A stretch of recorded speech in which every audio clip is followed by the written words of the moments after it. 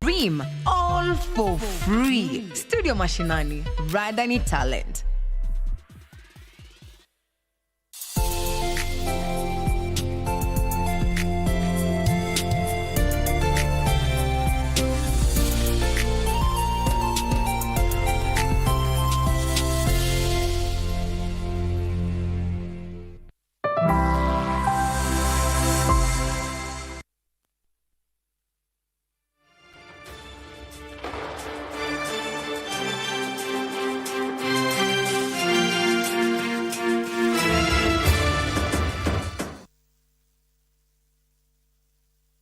A very good morning to you. My name is Daniel Wahome and welcome to Sports Check on this Monday morning. It is the 10th day of March 2024 and it's a weekend after the International Women's Day. Great performances coming in from our women's teams, the under-17 and the rugby teams, celebrating the weekend with wins in South Africa and also in Kampala, and we will extend that to next week when we've got the under-17 playing Uganda in the return leg. So a great weekend, and we continue with conversations because there's still a lot of sport to talk about, what's been happening over the past weeks and what's coming in the next couple of weeks. So lots of conversations. Let me just start with what will be at the tail end. It will be about darts, because about 10 days ago we had a Kenyan playing at one of the prestigious darts events. It's known as the Modest Super Series that was in Portsmouth. He finished second. He was making his debut. Turned out to be a huge story. Peter Washur is going to be joining us, and also he's going to be joined by somebody who's going to be playing with in May at what is known as the International Pairs back in Portsmouth, Manpreet Khalsi. And remember, the WRC Safari Rally is coming up, and we shall be speaking with the team principal of the M Sport Ford World Rally Team, Richard Millen. That's at around 11:15 a.m. He's going to be joining us via Zoom from the UK.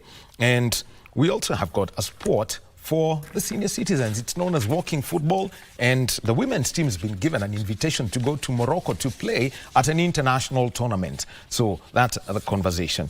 And also next week, is going to be hosting Uganda in Nyandarua County for a golf tournament. People will be asking, golf in Nyandarua? That is something that does happen. And so we know that there is a brand new golf course there. So we're going to have that conversation in a short while. But also keeping up with what's in the news today, the president is going to be in the capital, and he is going to be visiting the Eastlands area. So there is the Nairobi River cleanup project. So that's going to be, part of his itinerary today. And also we'll be meeting with the public at Kamukunji. So our team is going to be out there. So the commissioning of a technical and a vocational college in Kamukunji constituency, the new Eastleigh Market, the Shauri Moyo affordable housing project, the Nairobi Rivers engineering works, and later be to the public at the Kamukunji grounds.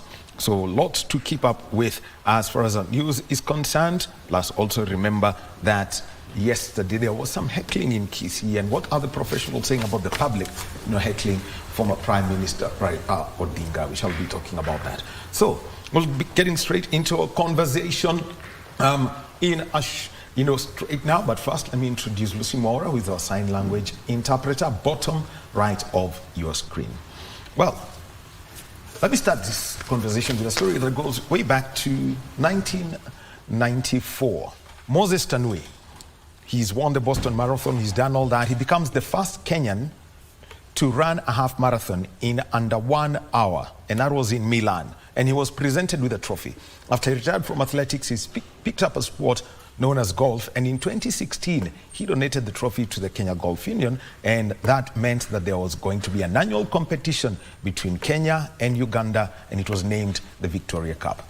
Kenya last year played again at the Uganda Golf Club. 11-11 was the score, and so Kenya, having won the trophy in 2023, they retained it. And because the hosting is alternate, this year Kenya is going to host that tournament, the Victoria Cup, from the 20th to the 22nd of March at the Mount Kipipiri Golf and Resort, that is in Nyandarua County. It's a newest facility. To speak about that, in studio, I've got three gentlemen waiting for the fourth person, who's the director of tournament right at the KGU.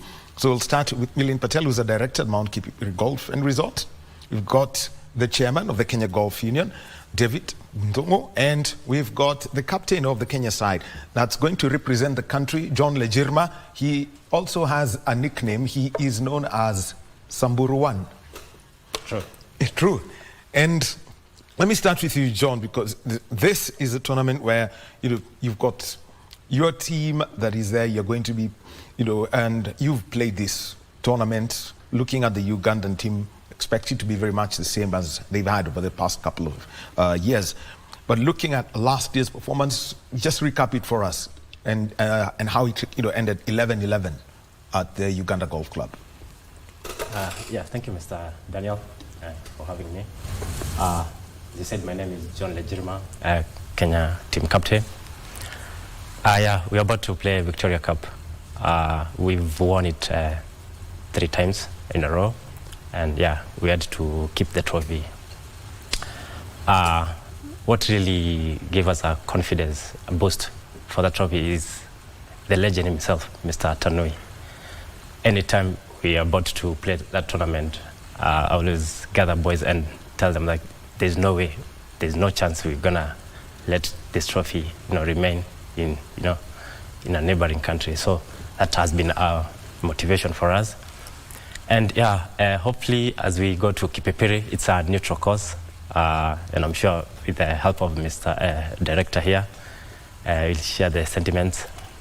All right, David, just give us, because you've been serving in the union as an executive member and till you got to the chairmanship.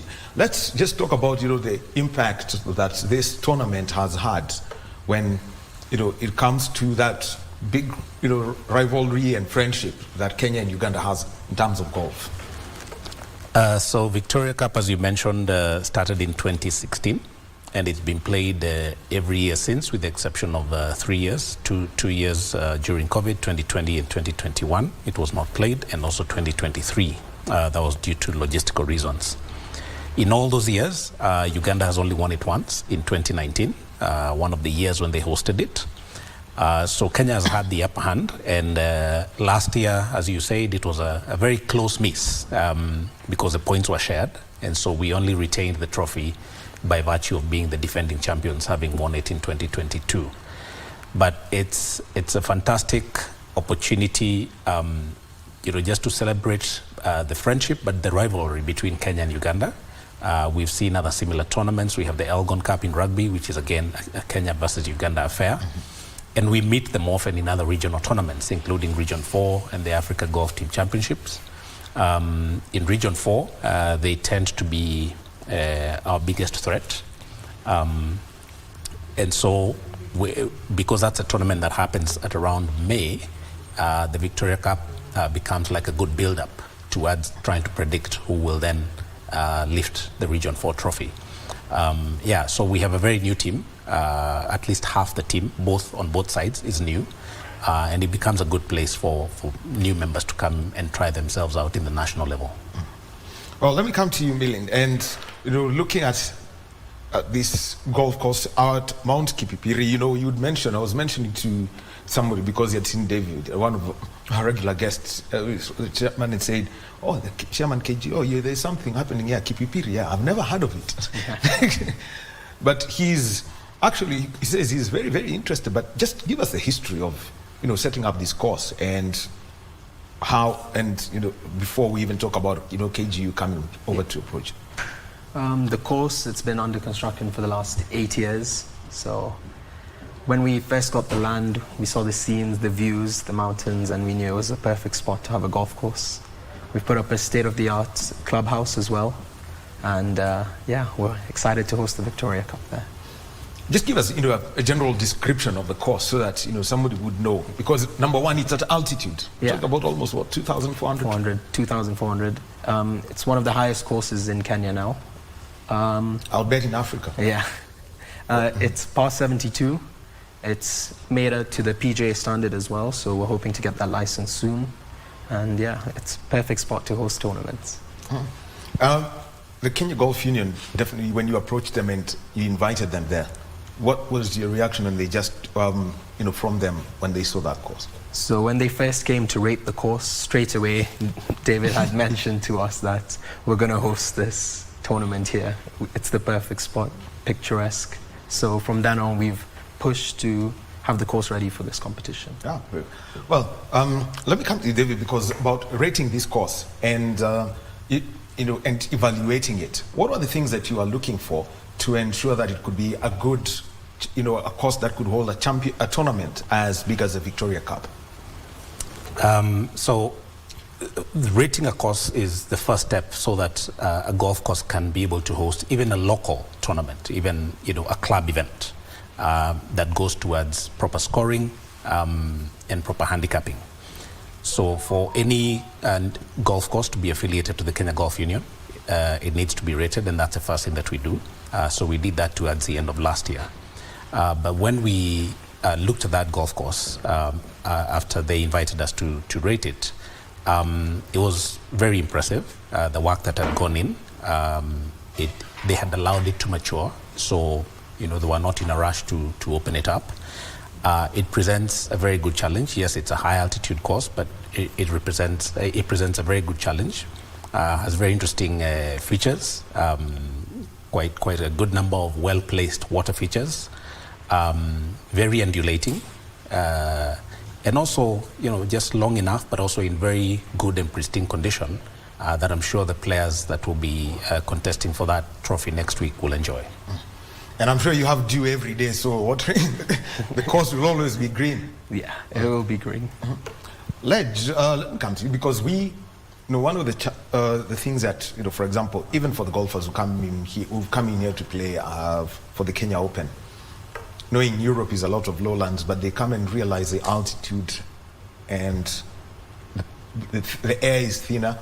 What are some of the things you're mentally preparing yourself for, to play at altitude? Personally, I didn't have that idea of the altitude or something. So I could hear from these guys, from them being interviewed, how is the condition playing in Kenya Open or in Kenya, and they were getting like 10% of the distance. So for me, that was a new thing. And you could see these guys hitting their drivers. Yeah, it was really long. But yeah, those are the few things I've really learned. Playing Kenya Open, it's always a privilege for me personally and to represent my country. I didn't make the cut, but those are I took it as a fuel going forward, and I learned a lot from it. Mm-hmm. But also, by the way, this year you've had quite some, a number of events. 2 international events you played. One is the Africa Amateur Championship. That was in South Africa, organized by RNA. And then there was also the Rwanda Open. Just give us your experiences from those 2 tournaments and playing, with top amateur golfers. Yeah, playing South Africa, the Leopard Creek golf course. It's such a tremendous experience for me. Get to play with the top amateurs in the world. I'll say that playing that tournament itself was an eye-opener for me in playing Kenya Open. Like I said, getting those chances to play international, it's just a brainstorming for most of us. So yeah. Kigali, they say, is a land of 1,000 hills. So about playing somewhere in very interesting courses. Just Kigali, and that's where you would have played against on the amateur side of the competition is where you'd have met those who are in team. The Ugandan team. Yeah. After playing South Africa, we got a 2-day rest, and then we were heading to Rwanda to play Rwanda Open. It's not a course that I've played. It is a course that I've played twice now. Mm-hmm. I think out of fatigue and all that, I didn't give it my best. But yeah, we met the rivalry team, the Ugandans. It's always a banter, when we meet there. But when it comes to now play golf, it's a different thing. So I'll say getting that chance to, play such a competitive, it's a privilege again. And I want to thank the chairman and his entire team for, always opening that gate for us. Yeah. All right, and we are also joined in studio by the Vice Chairman of the Kenya Golf Union, who's also the actual tournaments here, Mr. Chris Kinuthia. Karibu, Vice Chair. Thank you. Thank you. And I'll come down to this, talk about the Victoria Cup and looking at it, how it's been played, using the Ryder Cup formats and how you make, try ensure that not a moment is lost for these teams, knowing that, especially when they're playing the 4 balls. Over the first 2 days and also and then play the singles. Just give us this. Okay, so you oversee this. Okay, so maybe I'll give a breakthrough of how the tournament is going to happen. So on Wednesday we are going to have a practice session and a flag raising ceremony in the evening, and you're all invited. Then on Thursday morning we are going to have foursomes, 4 teams. Or rather 4 games, and then in the afternoon we're going to have foursomes, and that will be replicated on Thursday, on Friday, and then on Saturday we're going to have a subsidiary event in the morning, which as amateur golfers are all invited, including you. So we expect in the morning there are only 76 slots, and so it is going to be booked very early. And then in the afternoon, we are going to have the singles matches. And then the prize giving. So okay. That's how we manage it. I claim the Pigamingi prize in advance. I reserve it for you. That's enough incentive for me to go up to Kipipiri. Let me now come to you,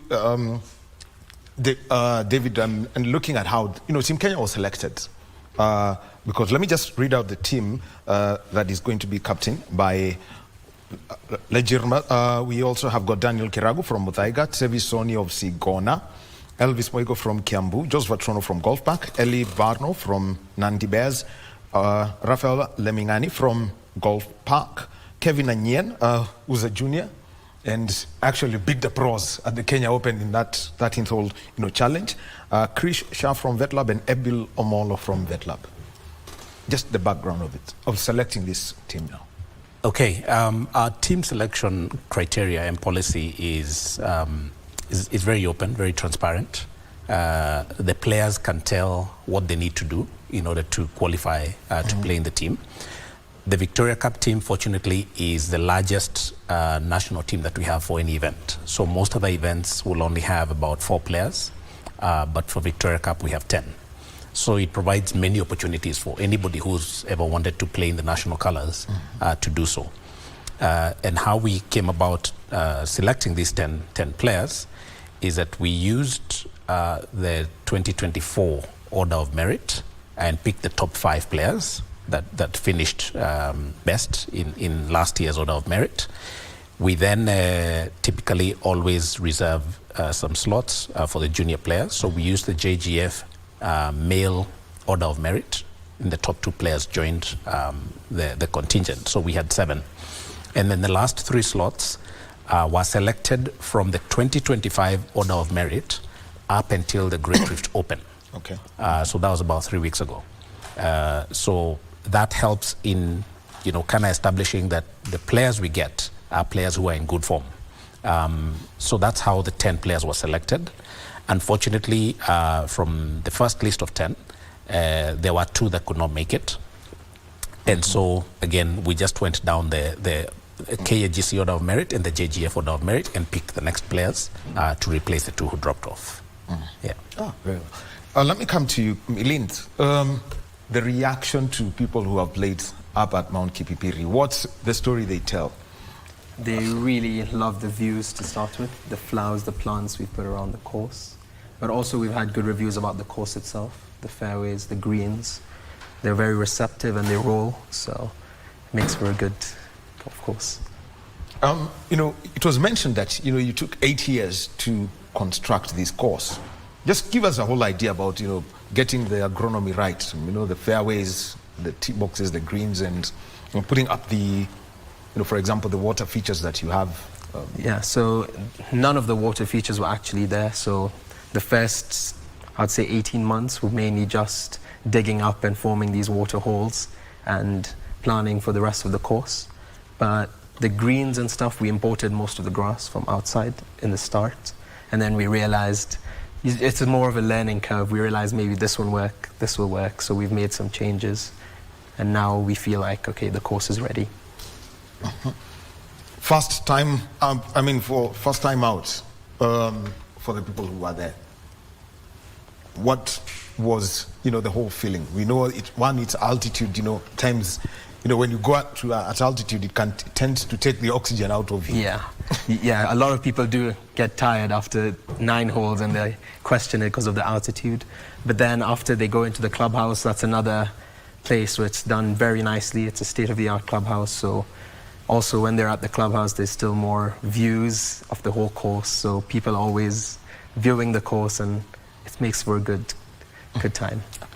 Visibility, just give us a whole description of it, because at times, depending on the time of the year, and you can see it, the rainy season is coming, just about the visibility around that place. Visibility is actually not too bad, but if you're playing before 7 a.m., if you're teeing off, then it's quite foggy.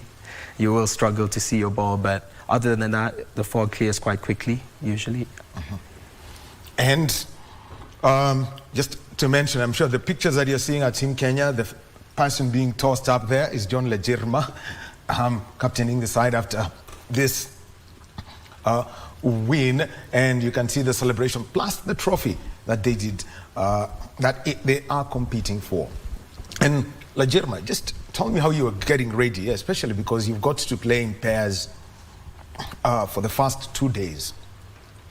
How do you work around this, working also together with the coach to ensure that you pick the best, pairing of 2, first for the foursomes and for the 4-ball, better ball? When it comes to, pairings, for me, it's an easier task, because everyone knows each other, like literally, I know my players' game, I know their game, their ability, and the banter when it comes to, team chemistry. So when we always go there, we have a small meeting as a team, and then now it's always an open conversation. Like you choose a player whom to play with. So it's always about being confident to who you're going to play with. So, yeah. And in terms of preparation, we've gone rigorous training under John Livland, and I'll say I have a solid team ahead of Victoria Cup. Yeah. Oh yeah, and by the way, has Moses Tanui been giving you some running things so that you can survive in altitude? You can't give you the So, yeah, I think that's the thing I'm gonna, after this, I'm gonna call him just to give me, some hints. Yeah, because he's a man. Yeah. So let's just come back to you, Chris. And, one thing is that when we report this, the scoring is going to be different from what people know. The professional golf is easy, the other points format is easy, but now this is match play format because it is the Ryder Cup format. Just explain to us the scoring so that when people hear 1 up, half, or something, they know how that comes up. Okay. Thank you. So first, there's going to be live scoring. We're going to use the same platform we normally use. It has the capacity to take this kind of scoring. So each of the matches is going to be a point. When you square the match, that's going to be half a point. So so the winner is going to be determined by those number of points over the period of the tournament. Yeah. You use the Ryder Cup format. In the Ryder Cup, they know that when you get to a certain number of points, that's it. You've won. Yeah. What's the 14 points. 14 points is the winning number. It's the winning number. Oh. Yeah. And also ensuring that the players stick to regulations. It's a new course, so there is for the referees, it's going to be an all new one. How? So we have 2 very experienced referees who are going to be there at the tournament, and we will be there. There's going to be a competition committee that is going to be comprised of myself, someone from Kipipiri, and also from our opponents who are Uganda. Yeah, so it's good. It's going to be done at international standards. Yeah. By the way, something you haven't told us, Bilind. How long is this course? total distance? I'm actually not too sure. But From the it's an 18-hole pass. championship teams, it's over. No problem. Wow. He's surprised. David, just looking at, you did the rating and you've seen it for, I think a course that long. I mean, what's the one thing that, you would say, because he's spoken about the championship tees? Yes, so that's from the back tees, typically what will be used by the professionals. So it's an average length golf course. It's not, I wouldn't say it's any longer than what the players are normally used to. We still have a number of longer courses than that. And as you mentioned earlier, that length may actually be mitigated by the altitude, because the players will get a few extra feet in terms of ball flight. And as I mentioned earlier, there's also a lot of undulation. So on many of the holes, you're either playing downhill, some of them you're playing uphill. So if they take advantage of the downhill holes, then they can actually score pretty well. But for me, more significantly, number one is that in terms of just spreading the game, this is the fourth event that we are hosting in Kenya. The first two events were hosted in Nairobi County. The third one was hosted in Kiambu County. This one we are hosting in Nyandarua County. And it's also significant because this is the first golf course in Nyandarua County.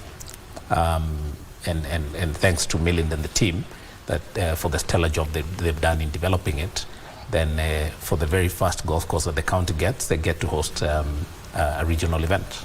Yeah.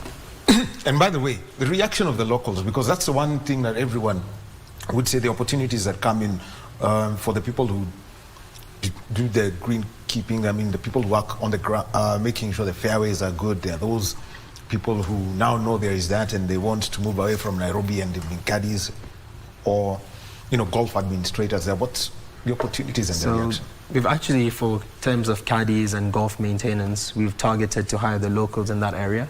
Gives them an opportunity to find some better jobs and stuff.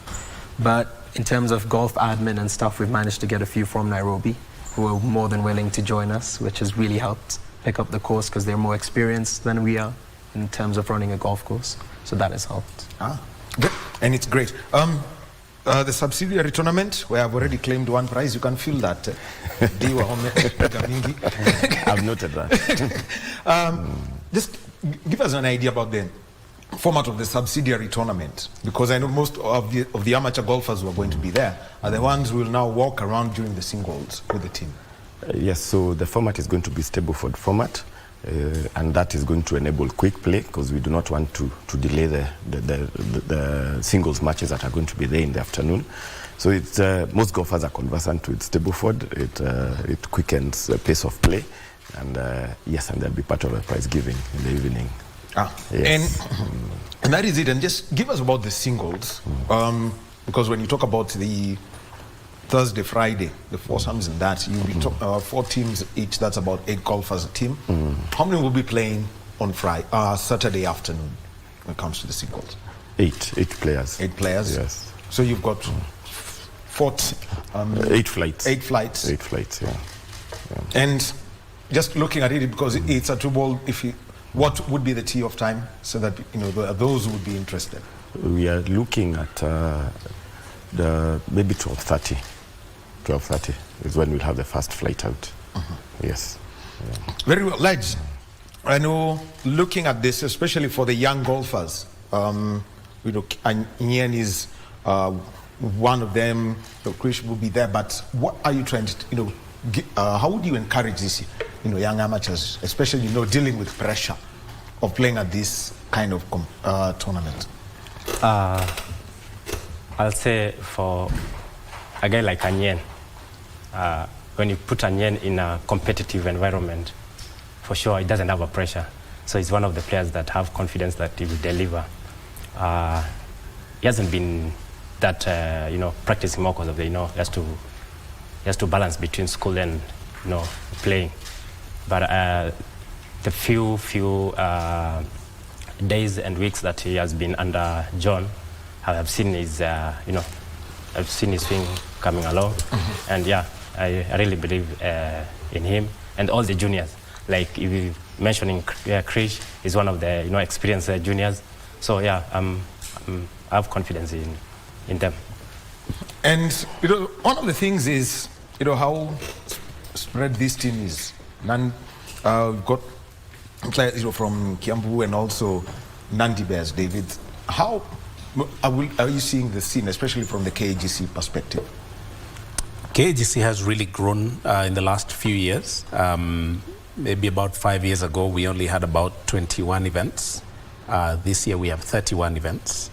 And that's just a testament that clubs and players across the country have seen the value of enhancing their game through this high-level elite competitions that we hold. So it's a busy calendar. However, again, it also really gives opportunity to anyone that is able to put in the work, has the talent to really put themselves out there. So I think this tournament has many fasts. If you look at the composition of the team, as you've mentioned, 10 players, 5 of them are 23 years and below. It's a spread between 15 years and 23 years. The youngest player in that team is 15. But also, as you've mentioned, a very broad spread in terms of where they come from. I believe this is possibly the first time that we have a player playing in the national team from Nandi Bears. Since Indiza, I think. Well, Indiza was actually from Mumias. From Mumias. So Nandi Bears is Bears Mumias. Yes, it's a small club up right patched at the top of Nandi Hills. And so it really is a good testament to the work that we've been doing to spread the game and just make it open and available to anybody that has the talent. All right, good. Yeah. Welcome, we're coming to a close here. Welcome the people to Kipipiri. Kipipiri is now open.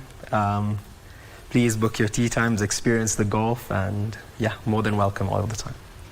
Welcome people. Mashabik, if someone wants to watch, or the people from Kipipiri, would want to come and watch, not just, enjoy the golf and all that in the tournament, just tell us what's there for the spectators. Okay, first of all, you're going to be hosted at Kipipiri, which is, in my opinion, one of the best courses we have in the region. You're going to enjoy good golf. You're going to watch Kenya battling it out with Uganda. So we need your support. We need you to come and cheer our team. And there's a Safari Rally that is happening across in Naivasha, so we can all head there on Sunday. Yeah, so you get double. Whatever. Yeah, double. Something I've just been asked in my ear. All of these pins that you have, just explain to them. Yeah, these are the badges, like whenever you get a chance to go and play international, as you say, after the game, you have that, get a chance to interact with, and make friendship. So if I have a Kenyan flag, I just change with you. You give me Ugandans, you give me South African flag. So yeah, these are these are patrons. This is for the, Muthaiga. I got this from a military guy in Ethiopia. This is a South Africa flag. Yeah, African Union, Ethiopia, Egypt. Yeah, the countries that have gone. I'm sure that's for parachutist, yeah? Yeah. That's somebody airborne. Just like, yeah. So, thank you very much. Chris Nothia, he's the Vice Chair, Kenya Golf Union. He's got a big tournament to run, the Victoria Cup, Kenya versus Uganda. And coming to it, John Lajerma, the Captain Team Kenya, all the best. David Omo, Chairman, Kenya Golf Union. Milin Patel, who's going to be hosting them in Nyandarua County at the Mount Kipipiri Golf and Resort, the first golf course in Nyandarua County. People actually confuse Nyahururu as part of Nyandarua. Yeah. Nyahururu is in Laikipia. Nyahururu is in Laikipia. Yeah. But that's geographically, but everything about it sounds Nyandarua. So, you've done well, and team, all the best. Thank you. We'll be taking a short break and we'll give you the highlights of the Mozart Cup round of 32. Kariobangi Sharks versus Z-Tech, and the match that was the shocker of the weekend. Nairobi United eliminating multiple champions Tusker FC on post-match penalties. And after that, we'll talk walking football.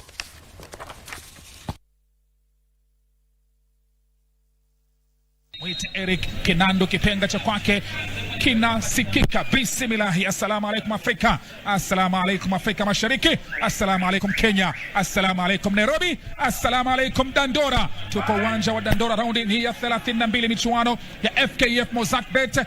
Hapa ni Kariobangi Sharks, rangi ya njano dhidi ya rangi nyeupe iliyokoza pamoja na rangi ya buluu. Dongo la matangazo ni nguvu mpya kaka kusukuma kona ile. Joshua Waweru anaipeleka, kichwa kinalia tayari kwenye mlango wa Kariobangi Sharks. Mtu anakwenda chini, mwamuzi. Ile confidence ya mmaliziaji anavyojaribu kufika kwa wakati na kuweza kutumia skills zake. Wanaingia kule vizuri Zitek, lakini shindwa kuweza kudhibiti mpira huyu mchezaji mwitu. Na penyezwa tayari kwenye mlango wa Zitek. Namna gani? Na penyezwa tayari kwenye mlango wa Zitek. Namna gani? Wameonekana kutulia mno, nikana kwamba hapo katika uwanja wa mazoezi, lakini kubwa zaidi pia kwa Jairo mwenyewe hatujashuhudia. Sharks anapigwa Byron, babatiza mtu kata kwa Ian Prince, ila bado Sharks anapigwa Byron, babatiza mtu kata kwa Ian Prince, ila bado vizuri kabisa huko. Jezi 9 anapiga, lakini shoti la kwake Peter Ochieng. Na hichi ndicho kitu vizuri kabisa huko. Jezi 9 anapiga, lakini shoti la kwake Peter Ochieng. Na hichi ndicho kitu kuta tayari Ian Levitt inasukuma kwenye kijisanduku. Kipa amefika. Ndio sasa huko mchezaji Ali Salo. Wanapata nini? Kona nzuri nawekwa kwenye nafasi na pigo, lakini wapi kuna mtu anaiondoa. Peter Ochieng sasa tukiza pembezoni na leta huko, lakini anachelewa kufika. Geoffrey sanduku tolewa mtu kwenye nafasi. Wire piga shura kibatiza mtu toka nje. Kona nafasi nyingine nzuri, anaingia kwenye kijisanduku. Peter Ochieng anapiga kiato, mwamuzi anasema habari ya kutufunga magoli mengi, lakini msimu huu wamekuja na ile kusema kwamba raundi ya 16 34 naweza kusema kwamba ni tofauti na msimu uliopita. Kila vizuri kabisa Zitek Titans, lakini makosa yale ambayo tumetoka kuyazungumzia. Jaribu kuchekecha nayo Fortune Omoto, piga Geoffrey Mondi, shindo kuweza kusukuma fataki la moja kwa moja. Kwa kuu nataka kumlinganisha Zitek, lakini kwa mtubafu wale wanayo Zitek weko kwenye nafasi kule, kipa chezo zuri Bernard Steve Bikomolo, mtu anapatuliwa sehemu za Waweru kwenda mtu chini, mwamuzi anasema nini? Hafifu sana. Guy Panchol, Peter Ochieng, goalkeeper Bernard Jairo. Kariobangi Sharks kwenye kijisanduku tayari kwenye mlango. Kosa. Bado moto Byron Otieno, mlinda mlango analala. Nyaka.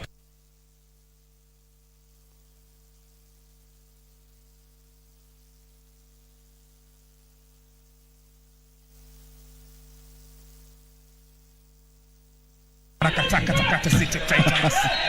Pigo mtu kiato hapa. Kuna vita vya mbele wa Kariobangi Sharks.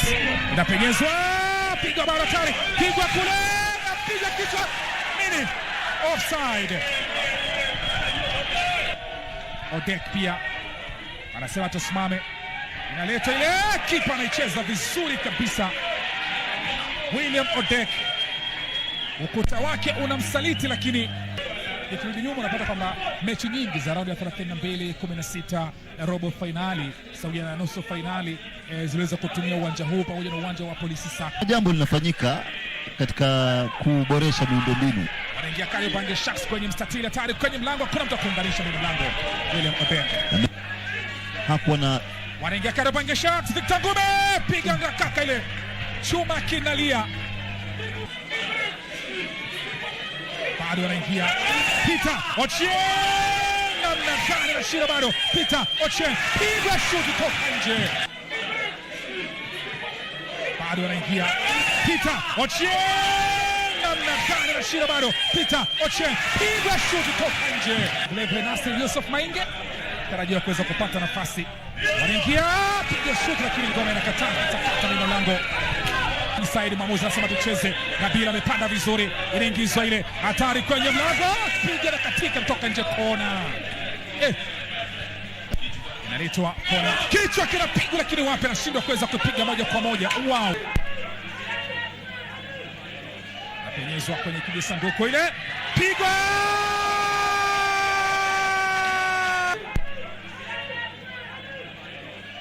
tengenezwa kwenye kijisanduku ile, pigwa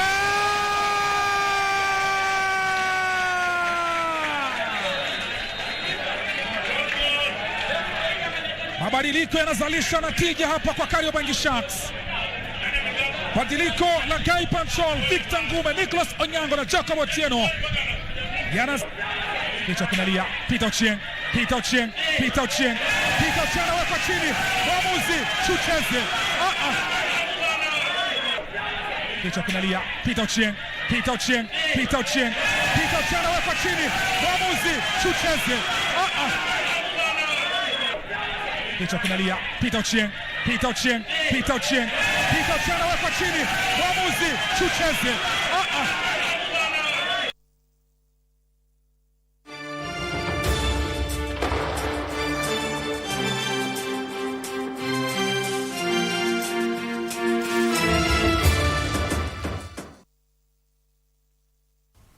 And welcome back to Sports Check on this Monday morning, the 10th day of March 2025. My name is Daniel Wahome. And down with one conversation around golf, we're now moving on to the next conversation. And this is about walking football. This is a sport for senior citizens. If you've hit 50 and you really want to get inside the sport, then you can surely do that. And not only has it been introduced in the country, started off here in Nairobi, but there has been activity down in Mombasa. We're seeing the uptake of that and other, parts of the country as it spreads to people. It's mainly about health, keeping the senior citizens active. And to talk about that, we've got Lilian Anupi, who is the treasurer of the Kenya Walking Football Federation. Ma'am, karibu. Thank you.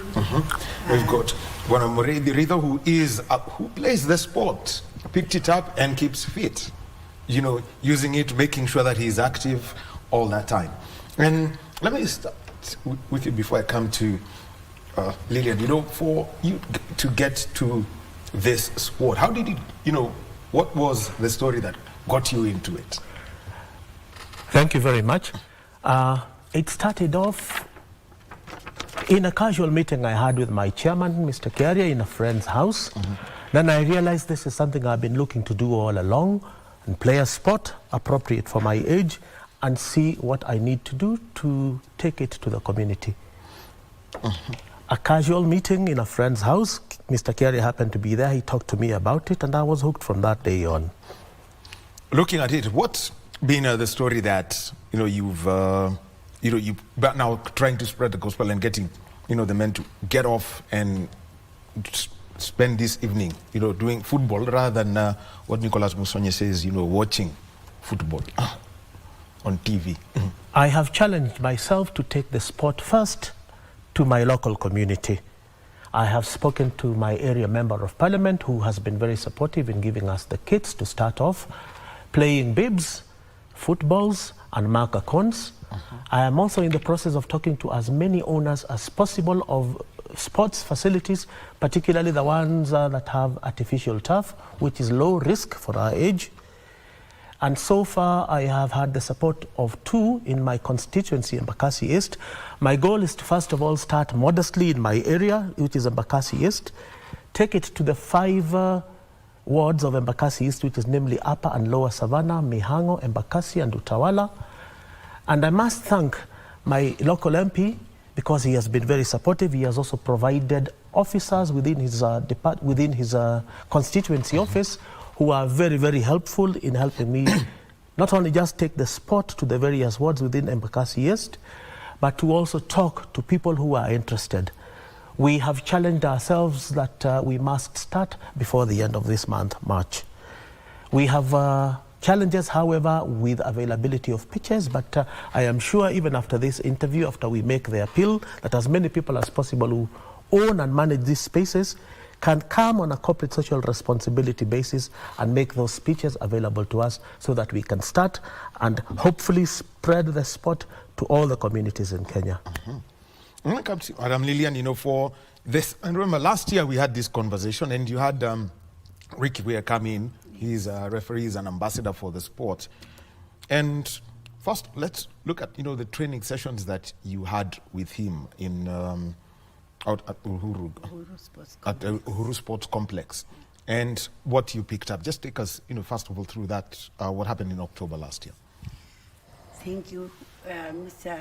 Rick took us through the course, the rules and regulations, how to referee, how to coach, and we picked up with the support of our area MCA, Mr. Good, Honorable Mbatia, was also worked so hard for that Uru Sports Complex to be in action. So we have managed to have so many teams, we have so many players, we have in fact old players, in fact footballers are now more than women, because there are so many who retired from playing football and they have joined. So we have very many teams in Nairobi, but only we are taken by surprise when a Mombasa senator heard about it. He just clicked in his heart and he decided to work on it. Mombasa already launched their first event in Mombasa. That was on 22nd February. So the teams are there. We have 6 teams there. But Nairobi we have more than 10 teams. But we have not made a launch officially, because we are planning to make Kenya, to launch it as a Kenya walking football, not a county. But Mr. Mbate is there helping us so much. So we are coming up with a course so that we can have many coaches and many referees. We have been invited, we were invited to Morocco men, January. It was short notice, we couldn't make. And then Rwanda last month, but with this fracas that were there, the Minister of Sports felt it was not good to send a team. We were to go men and women.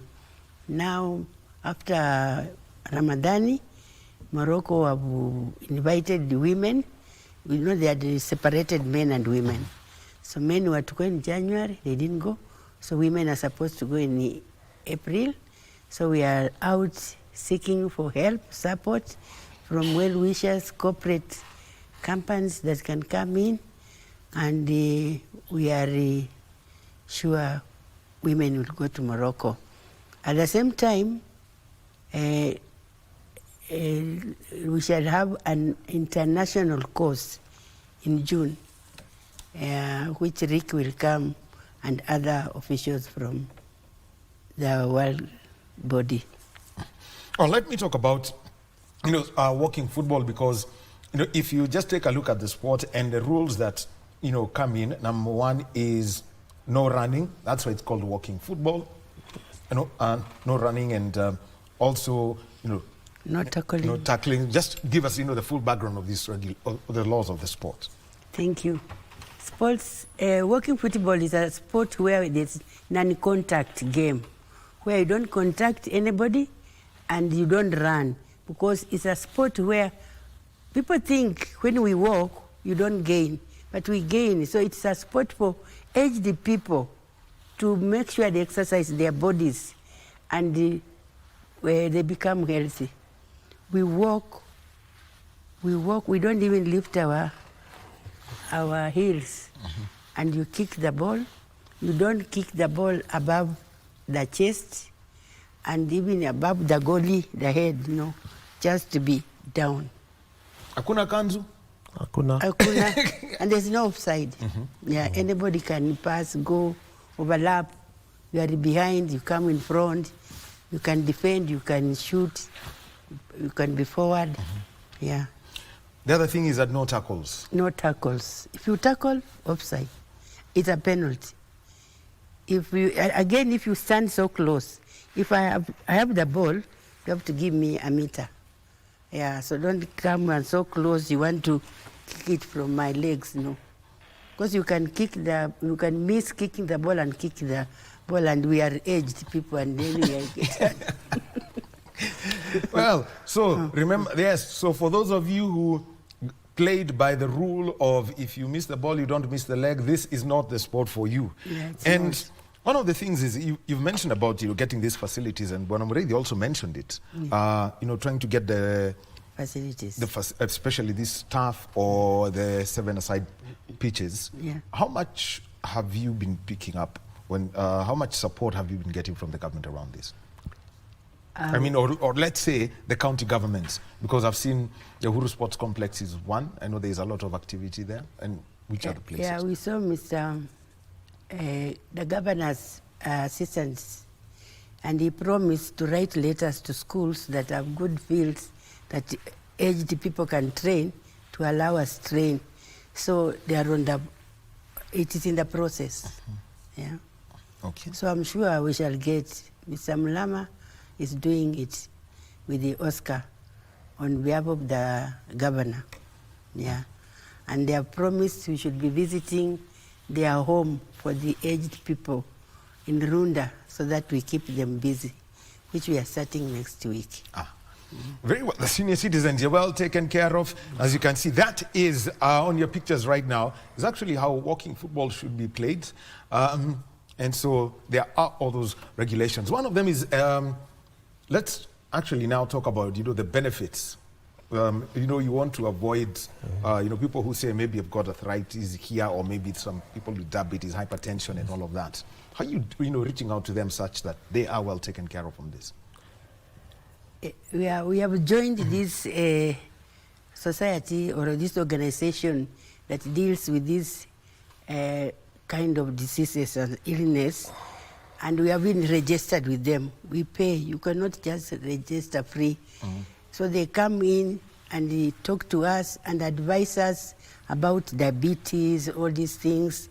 But they say most of these cases are caused by idleness, when you think so much, and the diabetes is the cause of almost every problem in people's bodies. But when you keep yourself busy, you move, you walk, you play, and you see when you come and socialize with others in the field, you find yourself so relaxed. When you go home, you take shower, eat, your body is so relaxed. Onomoridi, you can add on to that. We have a theme, walking into wellness. Every time we attend practice, we live in a much better physical state. We exercise, we sweat, and like Lydian has said, we are working with medical practitioners of non-communicable diseases like diabetes and hypertension and all those lifestyle diseases. Once in a while, we will have a professional come in, especially after we've had our session, and talk to us about healthy living habits, what to eat, how much rest we should have, regularity of exercise, what to do in the event that we are injured, and then of course they encourage us from time to time to get checked up, so that if there is any condition, then it can be arrested in good time. Just to add to what he has said, we were surprised when one of the doctors told us, we sometimes go out of our way that we are told, don't eat roasted meat, don't eat this and this, yet roasted meat doesn't cause gouts. No. They said it doesn't cause gout. We just eat meat, but make sure you don't take too much. But actually, she said meat does not cause gouts. What causes gouts, problems in our bodies, what we call diabetes. And this diabetes has no sign. Has no sign. You cannot know you have diabetes unless you are checked.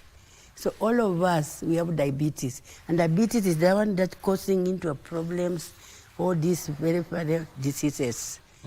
But when you are checked, and when you do exercises, you do not have these problems. So gout is not caused by meat. So people should not stop eating meat, stop eating eggs. No. Yeah.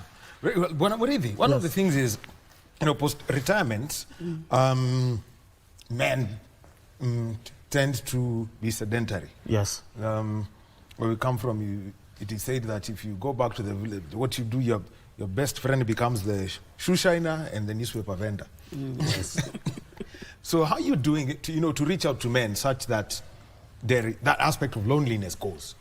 We are trying to use walking football in order to get the men out of the houses, so that men have time to come and play, and not only to play, but to network with their peers and exchange ideas on various useful enterprises that men can undertake in old age.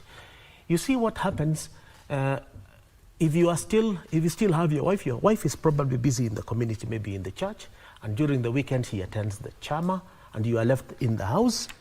If you don't drink, then you're probably just watching TV, flipping channels and not doing much else.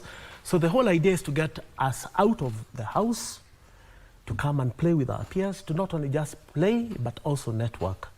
And then, of course, there's the added benefit. Whenever we have the opportunity, we invite professionals, not only just doctors, sometimes lawyers who will give us advice on how to handle various matters pertaining to our estate. Yes. Well, let's talk about... Let me add something about Senator, Mombasa Senator. Actually, I wanted to come to that. Mombasa Senator, when he heard about this diabetes, exercising, and he said, my Mombasa people have got problems. Even to walk, to eat is a problem. If this can help them, I'm taking action. That's why he took action. And he launched the walking football before the Kenya netball, the Kenya walking football launched it officially. Because he said, in Mombasa, people, you go to the wards, people are just seated, they can't stand, they can't do so. So if this can help them, let me start. That's why he started before us. Yeah. Well, one of the things that that is there is that you have been invited by the Moroccan Federation, Walking Football Federation, for a tournament. It's in a place called Buznika. Yeah. And just give us about how you want to put together this team. First of all, the women's team. Okay, the women's team, we shall use only the team in Nairobi because Mombasa did not start a women's team. Machakos have not started a women's team. So the women's team is situated in Nairobi. So we are working on the team. The teams, there are many teams. We have about 3 teams, women. So we're working on them. They are training so hard, hoping and praying so hard that we get sponsorship. Yeah, so that we cannot miss, like many missed. And it was short notice. Just give us about the men's competitions that you have, that you would be having once, say, you have an organized league and people have done the training enough and understood the rules of the sport. Yes, we have. Okay, yeah, for him. Yeah. Our approach is to start at the constituency level. In my case, as a resident of Embakasi East, I am already working on a process in which we will have 5 teams from the 5 wards in Embakasi East. And then from there, proceed constituency by constituency until we have a tournament that is going on, first of all, within the counties and then nationally. We are also very, very keen on establishing solid structures right from the start, so that when it comes to organizing tournaments, then we have something that is obviously working and that is supported. And we are also approaching various business institutions so that they can help us with funding.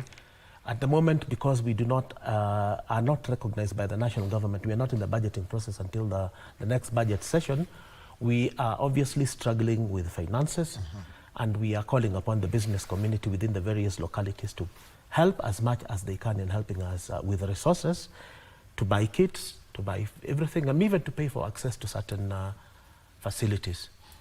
Yes. Now, let's look at the necessary facilities that you would need, and one is the football. Yeah. And the next is a goal post and maybe what you call the paintball.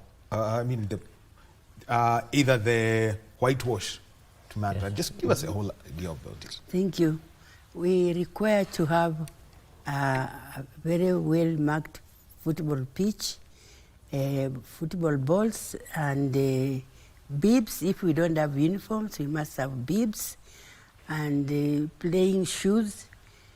And now we have approached so many corporate companies and even betting companies which are in the process of seeing how they can help us as we prepare for our first Nairobi Open tournament that is on the 5th April at Uhuru Sports Complex.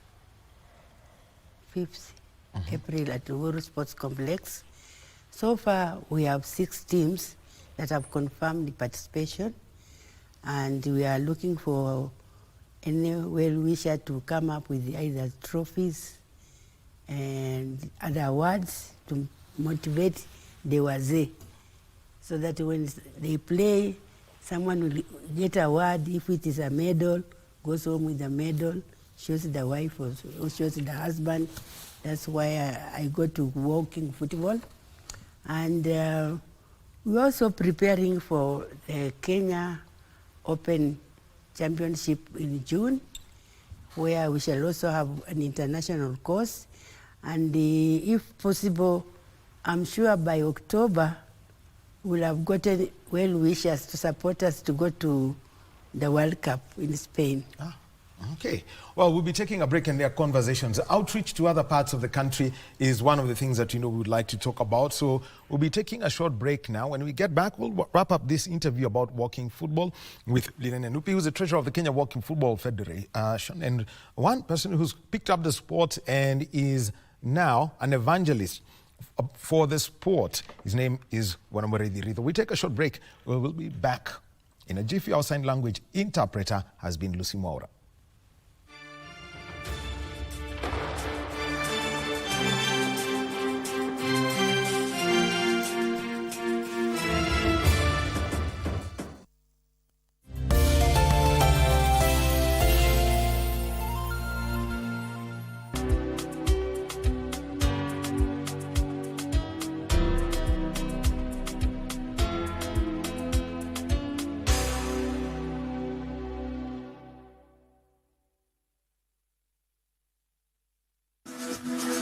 Got the fear of missing out?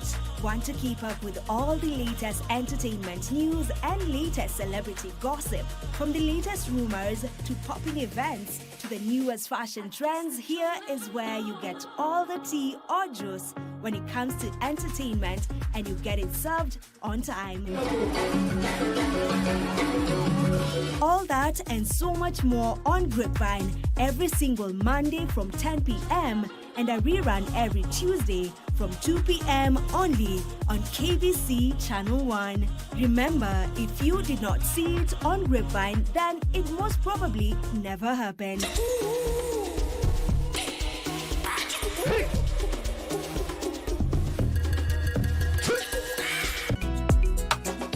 Island in the stream, that is what you are.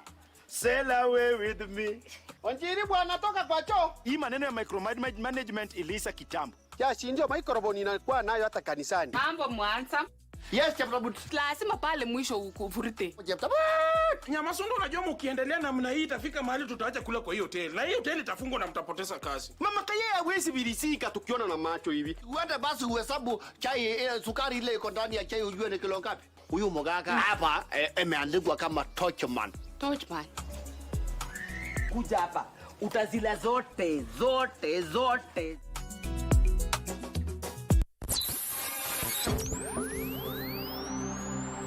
Pindi tunapowasha vifaa vyetu, tunapata fursa ya kutangamana na wasikilizaji wetu. Karibu sana thĩinĩ wa tabarĩra ya Rwiga. Tunapeperusha utangazaji uliobobea katika habari, nĩ ũndũ wa macio na mangĩ maingĩ, burudani, ni hali ya tukoragwo tukĩigua nyĩmbo mwaki nyĩmbo hota, na hamasisho la kiroho. Usiachwe nyuma. Jiunge nasi kwa safari ya kufana katika 99.5 FM. Shoro FM.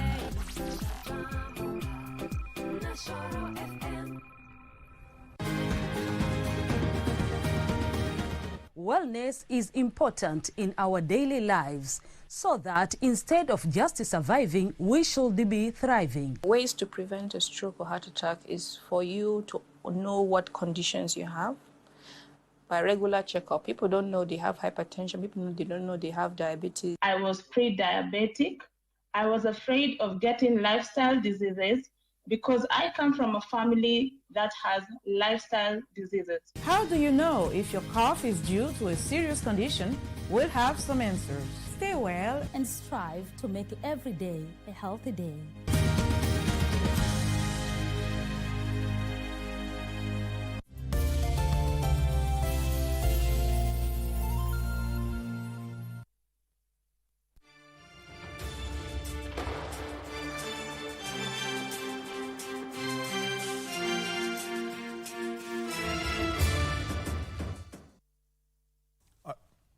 And welcome back to Sports Check on this Monday morning. It is the 10th day of March 2025.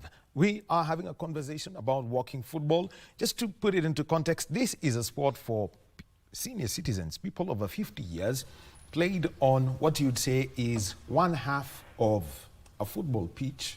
And so rather than play, from the center circle towards the other end, you just play from what would be normally the touch lines, 6 aside, no tackles, no running. You don't kick the ball, above the neck. You don't do, try lob over the goalkeeper. And that is the big story. And it's catching up in the country, especially with senior citizens, and where it actually gets the interests of the the elected, people who have been elected to the Senate and the National Assembly. Then you have got to say it's reaching out to the right people. And in studio with me, I've got Leon Murphy, who is the treasurer of the Kenya Walking Football Federation, and also to say that she has been an active sportswoman for a very long time.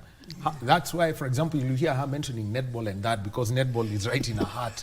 I mean, she's done it all for Kenya in netball, and somebody who picked up the sport is now an evangelist for it, Rito. And, we're coming to this, and one of the things that we want to say is, and you mentioned it, you mentioned that you want to reach out to one group. We had mentioned this, I had mentioned it off camera, through,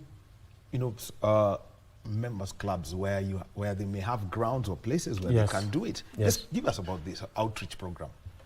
We talked to members of VetLab, which is a golf club in Nairobi, and they were very interested because, again, like golf, walking football involves just walking.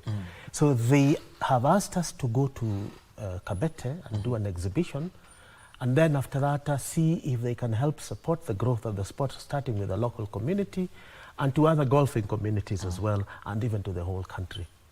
Aha. Yes. Now, let's talk about, reaching out to other counties, because, for the sports for people to pick this up, it's always easier to go to a place where, the sport is loved. If you go to Kisumu and say you're going to introduce walking football, or you go to Kakamega, you go to Kisii, interestingly enough, even Mombasa, they will always say, Mpira tulete. What are you doing to reach out to those who are outside Nairobi? Yeah, we are working on it. In fact, we have been invited. We have gotten one who has invited us in Nakuru. We're going to Nakuru, and then Vihiga, where they are planning, so they will invite us when they are ready. They have those to be around so that we show them what to do. And we are also working on Kitui and this Kamba. Makueni. Makueni. Even Machakos, there's one person called Stephen, is working on it, and we have also invited the governor herself. She said we call her tomorrow. Oh, very interesting. When I'm ready now. And also Nokia, the watu wa simu. They want us to go to their place. They play football, and when they want to play on Saturday, they come back in the office, they are limping. So when they heard of this walking football where there's no tackling, they are interested. So they also want us to go and display there. Great display. Now preparing for these two events, the league and the open, how are you going to do this? And also, getting ready for Ricky Weir to come in again and do coaching the way he does. The chairman and his secretariat, which Lydian is a member, and there's one more member, the organizing secretary, who's not here, Ian Aswani, are looking after that. At the moment, I'm in charge of resource mobilization, and that is mostly talking to people who would be interested in supporting the sport. And my challenge is to entrench the sport in my community, which is Embakasi East, and then hopefully to other constituencies, Nairobi and beyond. You have mentioned something. We seem to be ignoring the area immediately to the north of the city. They do not particularly seem to be interested in playing football, and that is historical. That's an area that we are challenging ourselves to take the sport there. And the one thing, you don't have to have kicked a football in anger.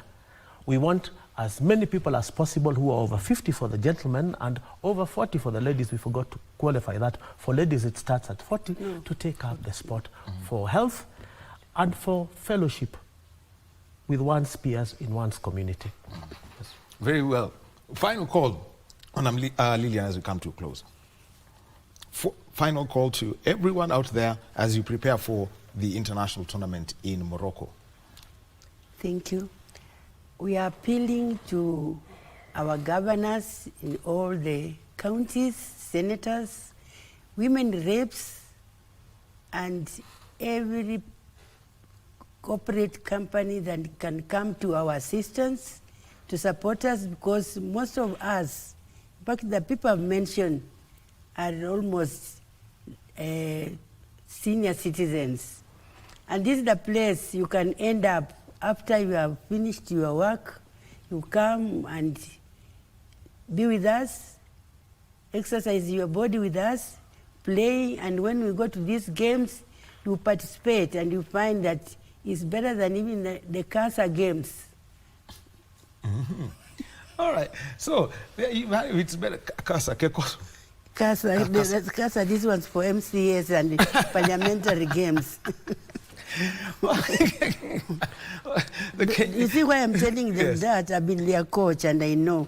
So when at times they want to go to play, they find that they are not able to jump, so they want to bring in young ones. But this one, when they are told to MCAs, you are going for walking football, they will not look for somebody to come and strengthen them, because that's their right game. Good.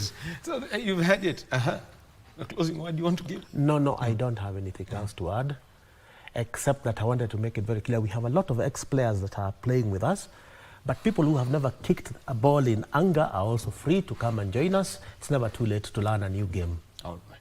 Thank you very much. We have one who never played, and he's 80 years. 80. Yes. Yeah, and he comes to train, and he walks from Buruburu to Uru Sports Complex. All are welcome. Thank you. Yes, citizens, a big way to do it. Thank you very much, Mama Lydia Narupi, Treasurer of the Kenya Walking Football Federation, and now the evangelist of the sport, Bonamuredi Ritho. Thank you for being with us this morning. My pleasure. Thank you. Well, we'll be taking a short break. Well, there was a shock over the weekend in the Mozambique Cup round of 32. Multiple winners, Tusker FC, were playing against Nairobi United FC. The match ended 0-0 and Tusker eliminated 5-4 on post-match penalties. Here are the highlights as we get ready now to talk about darts and motorsport.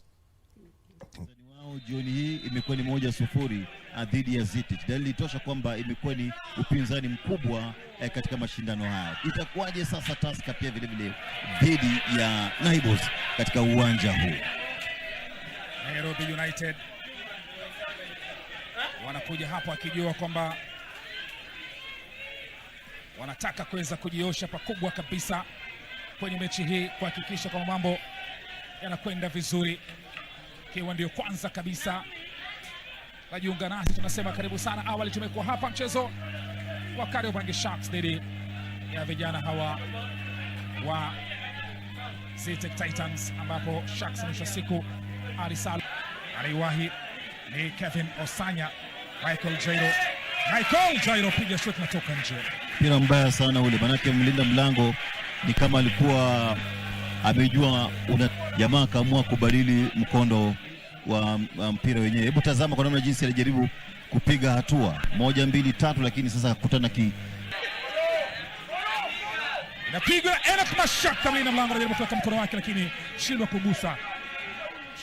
Mwalimu wa Tusker, msaidizi huyo, hebu tazama Mashaka anavyoweka mashakani walinzi wa timu ya Tusker FC. Collins Odhiambo wanakuja Tusker upande wao, kichwa kinapigwa.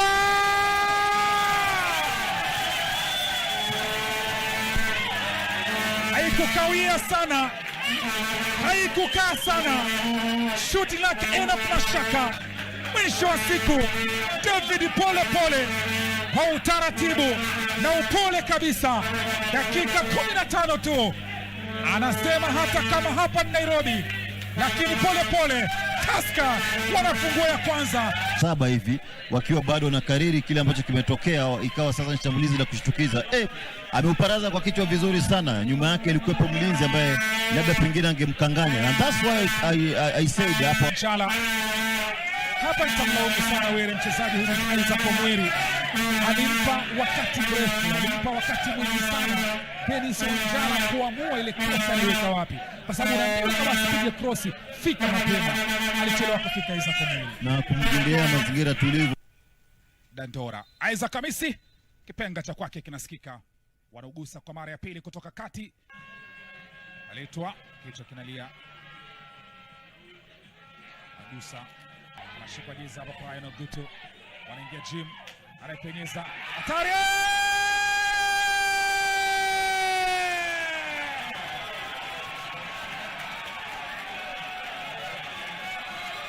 Michael Karamo aliingia kama nguvu mpya, lakini anafanya shughuli nzito kabisa. Hakika ndicho kile walichosubiri kufanya kipindi hiki cha pili, mtazamaji.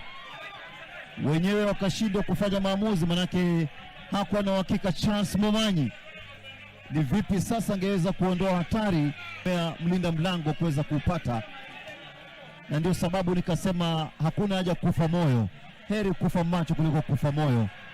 Wamecheza vizuri kipindi cha kwanza, wametengeneza nafasi nyingi kweli kweli kipindi cha kwanza, sawia na kipindi cha pili ikawa sana changamoto kwa namna jinsi ya kuweza kutumbukiza ule mpira kimiani. Bila shaka sifa ziwaendee kwa Collins Odhiambo, kipa anafungwa, ameenda sehemu sahihi. Penalty ya kwanza Tusker. Aliutazama vizuri, akaamua kuweka pembeni kule, anaambia ndio utajaribu kadiri uwezo wako kwa ajili ya kufuata, lakini sasa Nyambane, nguvu mpya, anafunga Nyambane, nzuri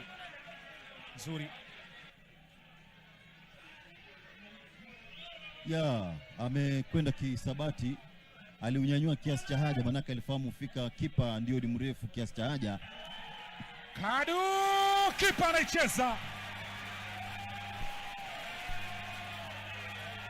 Penalty ya 4 Tusker inachezwa, mlinda mlango Kevin Oduor. George Kadu anakosa. Kizuri kabisa ni kwamba kipa huyu ameenda sehemu sahihi, penalty zote 4 za Tusker Were. Ametoka kwa mahesabu na sijui kama mguu wake alitanguliwa kutoka kabla ya wakati. Jim Ouma.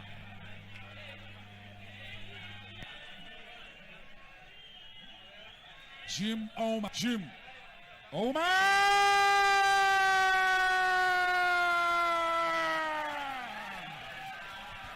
Mambo mazito kweli kweli, mtazamaji. Nairobi United kupitia changamoto mkwaju wa penalti, mashindano ya Mozartbet katika uwanja wa Dandora, wanapiga hatua kwa kuwanyeyusha kabisa timu ya Tusker FC,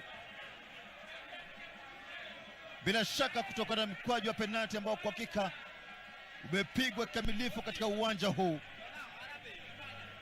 Bali kweli wanaungana na wenzao upande wa pili, Police FC wanaungana na Denmark FC katika taratibu za kuweza kutafuta namna ya kuweza kutakata kweli kweli. Pinzani wao jioni hii imekuwa ni 1-0 dhidi ya Zitit. Dalili tosha kwamba imekuwa ni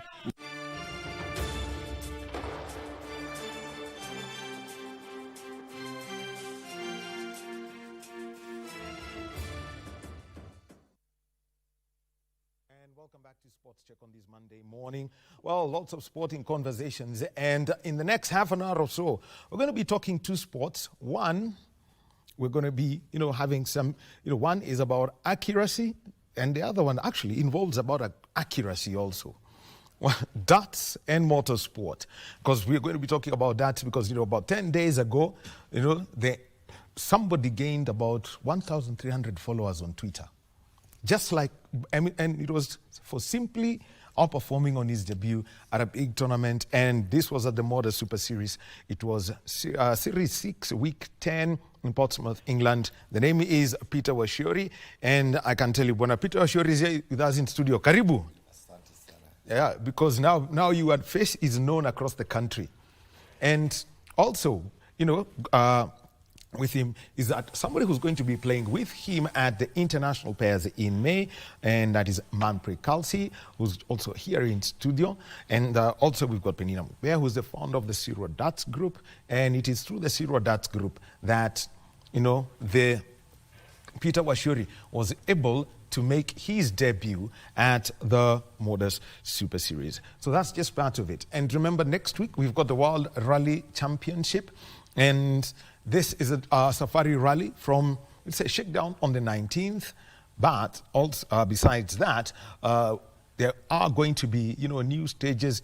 The rally is longer and just about 384 kilometers or so. And so we are going to be having, the Toyota World Rally team coming to defend their title. Well, we're going also to be having, seeing Hyundai with their Charge and M Sport Ford. And this is where we start this quick interview.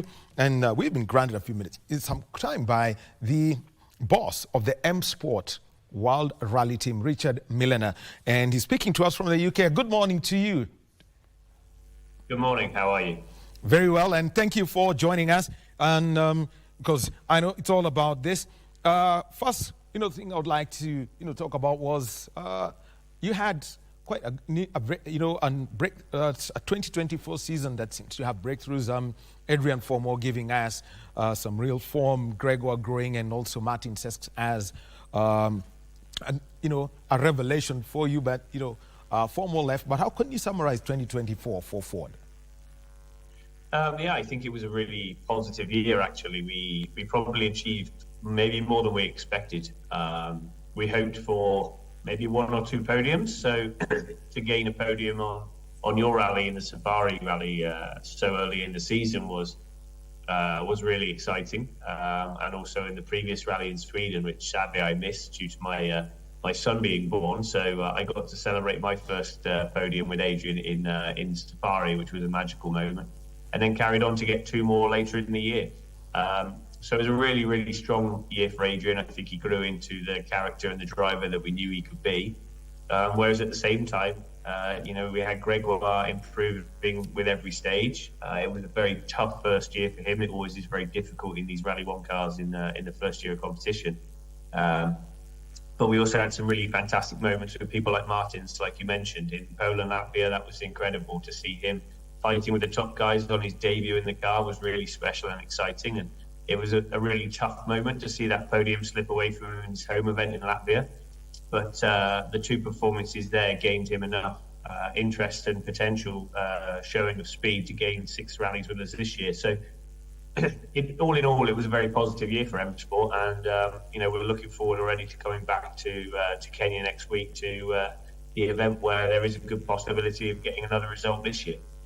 Well, Richard, very interesting. I hope you'll be at the place known as Mitimbili, and we hope to see, somebody throw a car that weighs 1,200 kilos and land on only 1 wheel. Quite interesting it was. But the sign as this year, you brought in Joshua McIllen. He was in the WRC too, and this was a surprise signing for yours for M Sports, but because he came in with something that some extra support for the team. Just give us a background of it.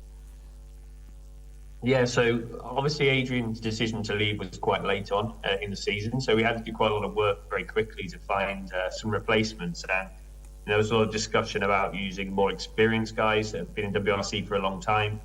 But ultimately, that's not really the way M Sport likes to operate and has operated in the past. We are very much a team about developing new and younger talent. And we had a relationship with the Motorsport Ireland Rally Academy, which is a private academy funded by a guy called John Coyne, who is doing a lot for Irish rallying. And we've been speaking for a long time about some possibilities of Josh doing a couple of rallies this year in the Rally 1 car. But when the situation changed, we managed to come to maybe an unexpected agreement at the time to give Josh a full season in the car and an opportunity to test himself in the highest level. It was, I think, a surprise to him. I don't think he found out until after Rally Japan, so he wasn't really expecting this news. But he's been in WRC2 for a long time. He's had some very good results there and shown some speed, but actually what he's done in Monte Carlo and Sweden this year has been really impressive, and I think he's kind of outshone all expectations from maybe what even we thought. So it's been a really strong start. He's a young guy. He's got a lot of interesting things about him, and we want to give the help to another youngster coming on and hopefully give them a springboard to a longer career. And that's the way that M Sports worked a lot of the time. So it's been a very good start, but it will be a complicated and difficult season, I'm sure. Not every rally can be straightforward. So we'll continue to work with him and see how it goes. And then we'll have to, keep going and see how we get on. Okay. Well, let's talk about, the other members of the team. As usual, good old Jordan always coming through as a privateer for several of the rallies. And where do you see Martin Cesc, coming through to work with Ford after all, showing a lot of promise in the Rally 1 cars last year? With Jordan, sorry? Yes. Jordan's coming. We've seen Jordan is coming to the safari. He's part of the privateers that you're working with M Sport, and probably could we see more of Martin's, involvement later in the 2025 season? Yeah, so Jordan loves Safari Rally. Thinks it's a great challenge, very exciting challenge. So he will be back to see if he can better his best result of 5th there. But Martins has a 6-event program with us. So he started in Sweden. His next event will be Portugal. Sadly, the funding wasn't quite enough to be able to bring us to the events outside of Europe. But I do hope he can come over to Safari at some point soon. And we're looking forward to seeing what he can do in the run of events that he's got. I think the expectation from our side is very different this year. We don't expect him to be trying to chase a podium like he did last year. We want to see continual steady improvement, and we saw that in Sweden. He's done a couple of different rallies with the Rally 2 car. He was in Portugal this weekend. Sadly, there was a technical fault, but he was beating Chris Meek at that point and leading the rally overall. So again, showing his pace, and that was some good mileage in the car in the next event he'll be doing on very similar stages. So I do think he has a good chance, but I think the combination of all 3 of our younger drivers together is a very good lineup. And we're not there actively saying we're going to beat the other teams because they have incredibly strong drivers. But what we are there to do is just do the best we can, and hopefully we can get in their way and score some good positions by being close enough to the fight that if they have any issues or problems, then we can capitalise, and that's how we're going to get potentially a podium at some point this year. I think it will be a stretch, but if you have to believe in it, and if you do, then it could well be possible. Well, let's talk about the cars. Technical regulations changed the hybrids out, and how are you seeing the non-hybrid car now working the Ford Puma spec you have for 2025? I think it's taken a step backwards in terms of its technicalities. It's a lot more simple now without the hybrid system. There's no big cooling system on the back for the hybrid unit. So it's a lot easier to drive, I would say, for the top guys, which I think has helped Josh, and that's helped him to get up to speed quicker. There's a little bit of differences to get used to. Obviously, without the hybrid, when we go to places at higher altitude, this will make a bigger difference. When you are looking for low down power, you'll tend to lose it a little bit because it's where the hybrid was sometimes filling in. So some small changes, but it's made the car maybe more accessible for others. And I think the speed and the performance of the show is still there. So they're incredibly exciting to watch. These are the top level of car that exists, and still incredible pieces of machinery. But in general terms, it kind of made our lives a little bit easier for the team, not having to ship the hybrid units around the world, etc. But in some ways, it was a shame. I think hybrid technology is very relevant in the current world. Battery electric vehicles have slowed in terms of sales, and hybrid has probably increased. So we had a technology that was very relevant, but sadly, in motorsport, the technology is tested to the absolute limit, and after some revised safety regulations from the manufacturer, it made it very uneconomically viable, and we had no real option but to remove the system because it was just too expensive. So I hope that we will go back to some alternative forms of technology and alternative forms of propulsion as we go forward with new regulations in 2027 onwards. But for now, we still have an incredible show and the great cars to look and watch. Thank you very much, Richard Miller. He's the team principal of the M Sport World Rally team. Thank you for joining us, and Karibu Kenya. Thank you. Look forward to seeing you next week. All right. We'll be seeing you next week. Yes, Richard Miller, talking about his team, the M Sport World Rally team. And remember, next week, it's a WRC Safari Rally. So now we continue with our in-studio conversation, and this is about darts. And it's time to introduce our guest today. And I'll start on my immediate left. Go ladies first. Penina Mobea. Karibu, Penina. And then we've got Manpreet Kalsi. He calls himself the Prince. Good morning. Good morning. And then we've got Peter Washiori. Karibu. Asante na habari zenu. Peter Washiori made the news last week about one playing in England, and this was at the Modus Super Series. It was a week. It was series number 6, week 10. He finished second overall, and I'll start with you, Peter. Mara yako ya kwanza kufika kule. Kana kucheza wewe siku ya kwanza 3. Ama tuseme tu siku ya kwanza ulishinda mechi moja peke yake. Lakini kwanza tupeleke hizo siku za 3 kwanza. Zile siku za kwanza 3 uchovu ulikuwa mwingi, unajua nilifika hata sikupata mahali ya kurusha hii kufanya mazoezi kidogo.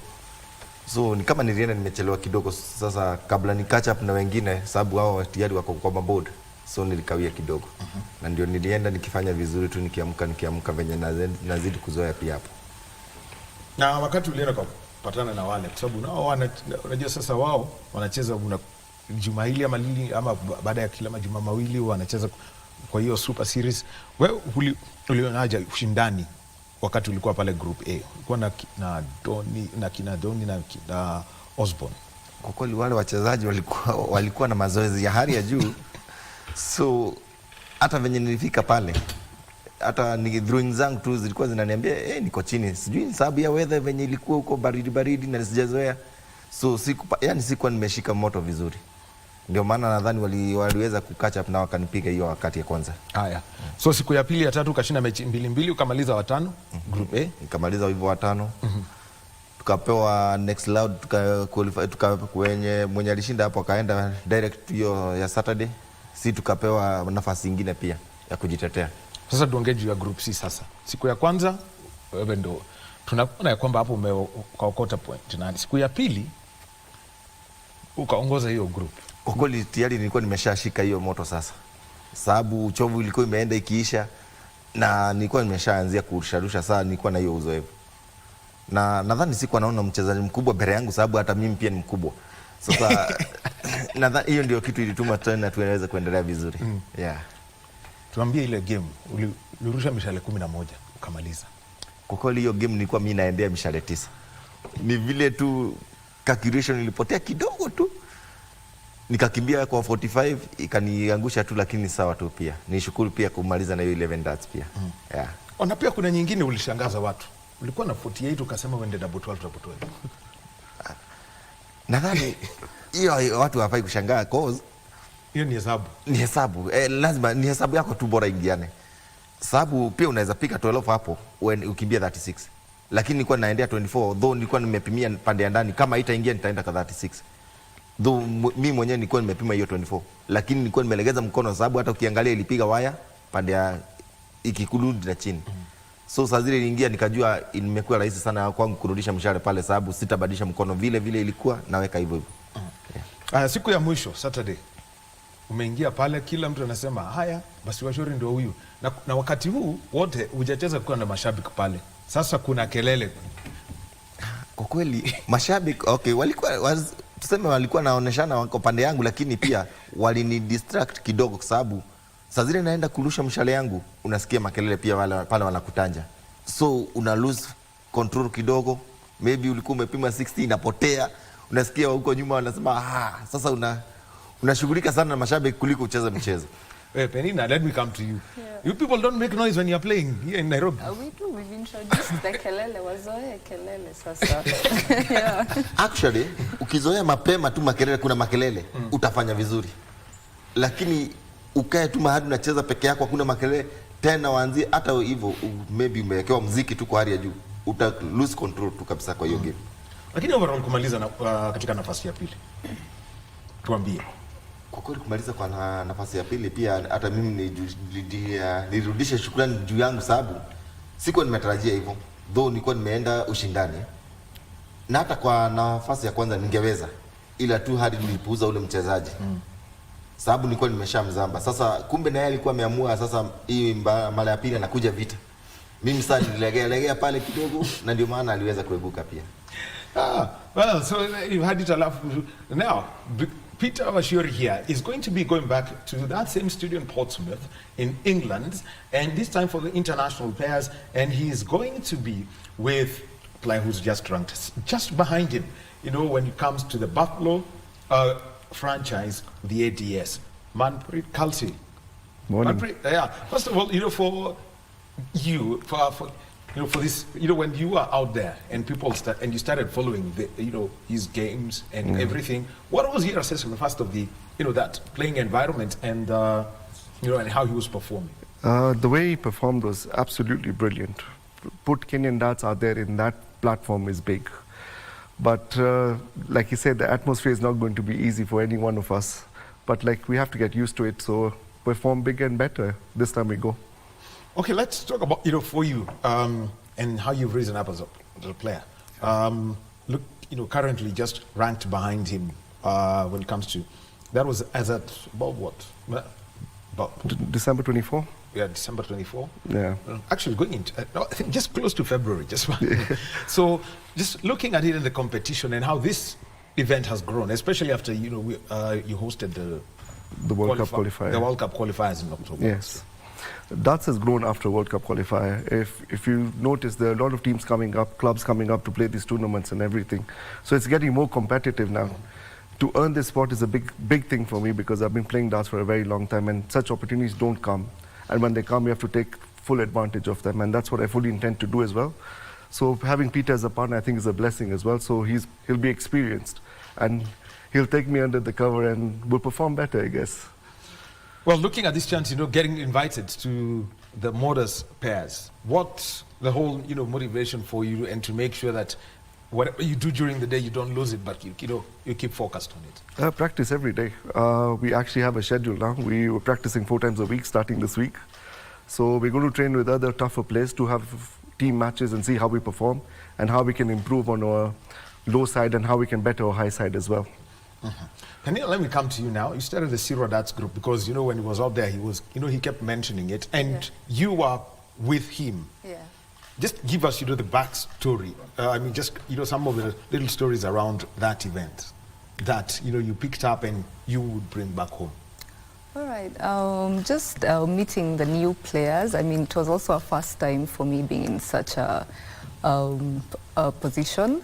And yeah, we got a very warm welcome from most of the players, Collins, Leonard, Nialin. We got to hang out, and I could just hear the comments coming from all the players that Washuri is such a good darts player, and they know just for him, he's not doing it full time. And they just kept saying, you know, if these guys could focus on the sport, they would actually play really well. And you could just see his performance throughout the week and how he just went on improving. He got comfortable. And it was just a good environment. We met we met the CEO actually, Chris was there. We met Henry, who's a commenter. And yeah, we had a good interaction. We saw the studio setup. We saw the things we need to improve back home because it's possible for us to take darts to that standard. It's possible for us to set up such studios in Kenya. Just a little support and, you know, the sport changes here in our own country. Well, the other thing is, we saw this, is there was a plaque that you left in the training room, Hakuna Matata. Yeah. And also, there were the Kenya wristbands that, ulikuwa mmebeba ngapi? Nilikuwa nimebeba 15 of them. Na even Washuri alikuwa amebeba 20 na nikabeba hiyo sign ya Hakuna Matata. What was the reaction to this? Because I know you played against Donisho Awards. I think there's one game he won, and the first thing he did was point at the flag and say, "No, you." Actually, alikuwa anarudisha tu shukrani, anasema, I have to come to this country sababu yako wewe. So like ndio hiyo sasa alikuwa anasema tu hapo. Yeah. And overall, because I mean, anytime I watched and I listened to the commentators, and we just, how would I do it? you would say, what's this about Kenya that, you know, they were looking after? Because they kept saying about the Hakuna Matata board. They kept, you know, speaking about the wristbands that the players had. What was their reaction when they got this? You know, it's something, it's something small, but it could be different. Yeah, I think they've probably not seen that from other countries. And yeah, just being our first time, and of course we didn't give them on the first day. We just got to know the people, and once you know, these are warm guys, they're receptive. The next day tukabeba wristbands zetu, we went giving everybody. Then I carried the Hakuna Matata sign, so the entrance to the practice rooms, kuna ukuta iko hapo juu. So I was like, yeah, I want everyone who's coming to this studio to know Kenya was here. So we put up the sign, and they were very welcome to it. Yeah. Impact, I mean, for his competition to the sport, because I know at the next event everyone will want to show up and, you know, first meet him and compete against him. It's massive. What he's done for darts in this country is massive. He's more of a celebrity now, you can say, and he's the flag bearer for darts now. So I think it's only fair to say if everyone wants to meet him, it's fair. He's earned that spot. So yeah. Well, all right. Right now, let's get to know how, you know, the impact of Peter Washuri on African darts. And we are joined by Nicole Alcock, the Managing Director of the Africa Darts Group. Nicole, good morning to you down in Cape Town. Hello there. Hello, good morning, Nicole. Hi, good morning. How are you? I'm very well. Well, and it's a pleasure to speak to you down from Cape Town. And, you know, in studio, Peter Washuri, Manpreet Kalsi, and Penina are here with us. And Nicole, you know, first, you just give us what you know, the reaction from Peter Washuri's performance at the Modern Super Series, Series 6, Week 10, and the performance and the impact that it has had on African darts. Sorry, I missed some of you broke up a little bit, but I heard you ask about the Modern Super Series. Am I correct? Yes, it's about Modern Super Series and the impact that, you know, Peter Washuri had for African darts. Oh, look, it was a wonderful, an amazing impact, especially for African darts. He actually showcased exactly the talent that we have on the continent, and I think he's made an absolute name for himself, not only for Africa but also for Kenya and for Kenyan darts. I think everybody's, I mean, if you looked at the vuvuzelas, you knew that people knew where he was from, and I think he had a lot of support at the Modus Lounge. His darts spoke for itself. I mean, I think he almost had a 9 darter, and I think that's where people started taking notice. So I think definitely that he has absolutely put a spotlight on Africa and African darts.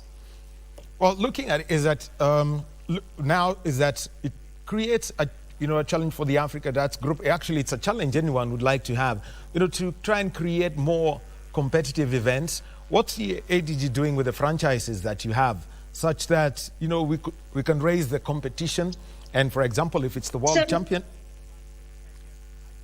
so that if what we're trying to create. So what we're trying to create, obviously, with the franchises is to create competitive leagues so that our dart players can play each other on a regular basis, and also then up the dart average. So how we do it is we pitch like against like. So Peter Washuri won't play maybe a 50 dart averager on a weekly basis, but more somebody that's in his league.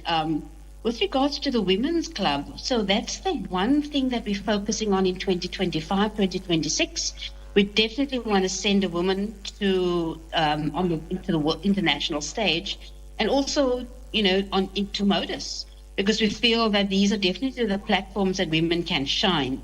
So everything that African Dart Group is busy creating and busy developing is to ensure that we can provide these opportunities for the players on the international stage. They can get the recognition there, and they can play potentially. This could be a career choice. Well, looking at it, last year Kenya hosted, you know, the qualifiers, the PDC qualifiers. Hopefully, you know, coming back here and picking up lessons such that we can make it blow out and get some, and even help maybe negotiate for an extra slot at the Worlds? So yes, we're coming back to Kenya in September. We're going to be hosting the World Championship qualifier once again. The first inaugural one, which happened last year in September, was a great success. We have also, received a lot of support from your country, from your dart organizations, from the Buffaloes. And Jeff and his team have been absolutely amazing. This is the platform that the World Championship is actually the crown jewel in the PDC crown. So the major event, everybody watches it, and I think hosting it again in Kenya just solidifies the relationship that ADG has with Kenya and its players. All right. Thank you very much, Nicole, for joining us from Cape Town, and hope to see you soon within the series. Thank you for joining us. That's Nicole Alcock, who is the Managing Director of the Africa Darts Group. So, coming in, and you can hear it, Penina, with the Zero Darts Group. Looking at what Nicole has said, what would you be picking up, for the next few months? Well, there's a lot of work ahead in terms of the preparations for the PDC qualifier, and also sending more players to the Modas, because we still have singles coming up. There's still pairs in August. Yeah, so there's a lot ahead, and we look forward to it. All right, we're talking about the pairs, Manpreet, and you'll be, traveling in May with Peter. Yes. Just give us a format of how, the pairs works.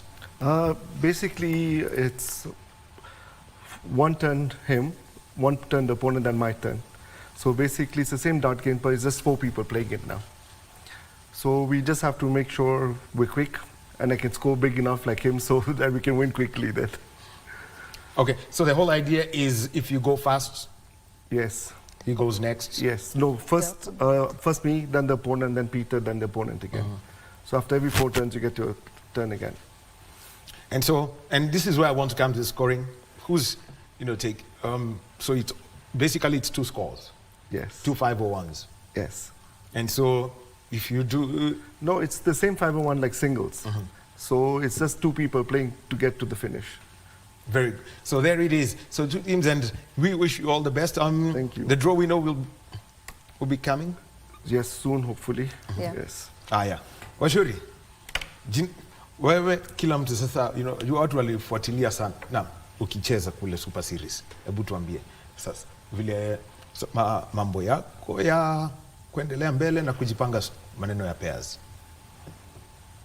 Actually, kwa hii mchezo cha muhimu sana ni mazoezi.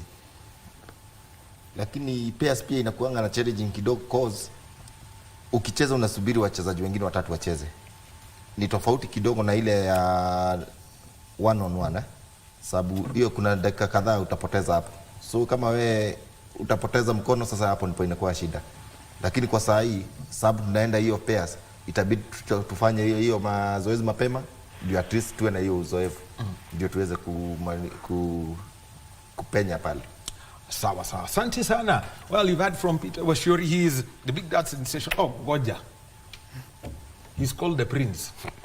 You are playing with somebody who was calling himself Daddy. There was the Wizard. Nickname umeshapata? I think nishapewa la sasa. Ni kama ameniita the King. The King. Yeah, the King, yeah. Yeah. So the King and the Prince are in studio. Thank you very much for being with us. Peter Washuri is a professional dance player. Put Kenya and the continent on the map at the Motor Series 10 days ago. Manpreet Kalsi is going to the international pairs with Peter Washuri. And also, Penina Mubea, thank you for being with us on Sports Check. Thank you for being with us this morning. Our sign language interpreter has been Lensa Odingo. Stay tuned for Kurunzi Mashinani coming up next. Be blessed.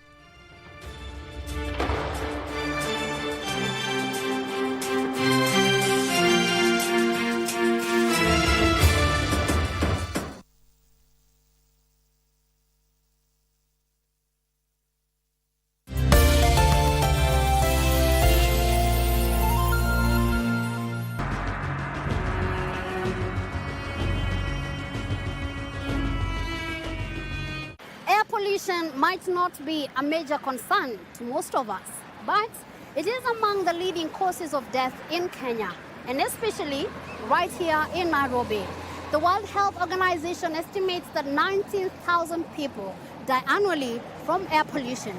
Today we shift our focus on transport air pollution, its effects on the environment, and most importantly, its effects to you and me, and generally, the human life.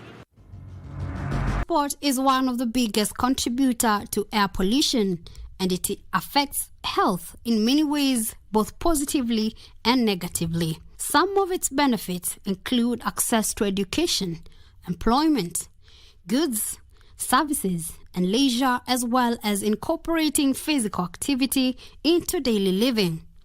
The transport sector, however, has its setbacks when it comes to the human health and climate change. For instance, air pollution, noise pollution, obesity, greenhouse gas emissions, and injuries. In this case, transport air pollution is one of the leading risk factors for death, but its impacts go even further.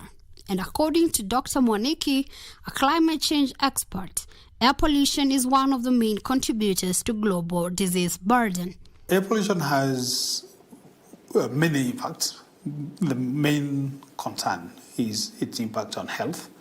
Some of the biggest issues is things like asthma, heart diseases, stroke. It has also been linked to premature stillborns, and also some forms of cancer, and also diabetes. So it's linked to a lot of diseases. And why this is the case is because when you breathe in that air, the way God made your system, if you eat dirty food, the stomach has acids and a way of getting rid of those elements that get into the food system.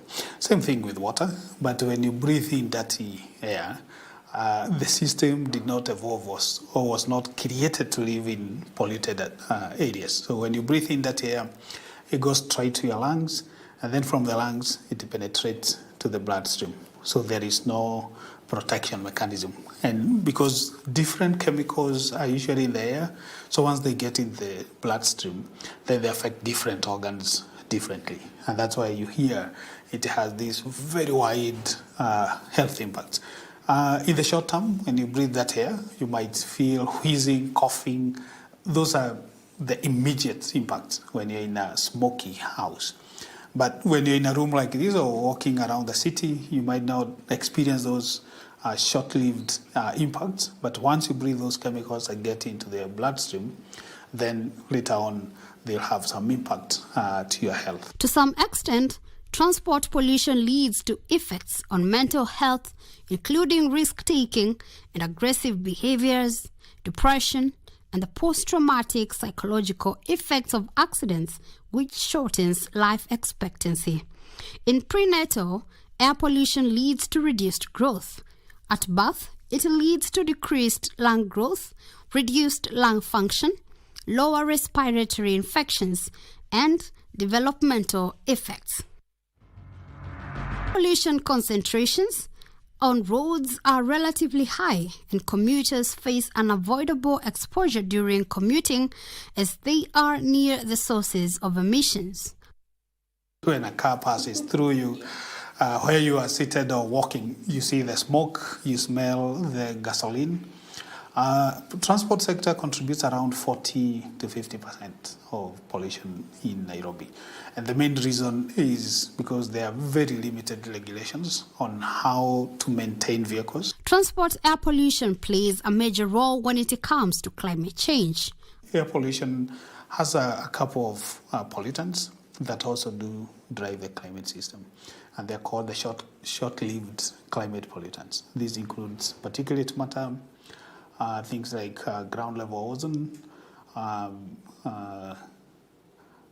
NO2, which is more of an air pollution, but because of atmospheric processes, it does lead to formation of ozone. We do have other things like black carbon, which is an air pollutant, is a particulate, but also is a major driver of air pollution.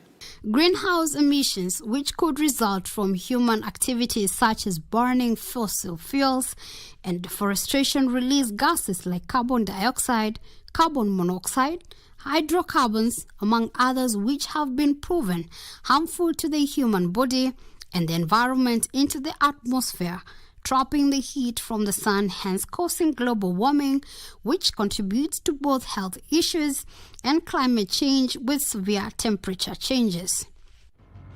Several strategies we can, however, apply to curb transport air pollution. For instance, promoting public transportation, which includes the use of buses, trains, and subways, which in turn reduces the number of individual car trips and lowers emissions. Active transportation, which involves walking and cycling, is another step toward reducing transport air pollution, not only in Nairobi, but across the country.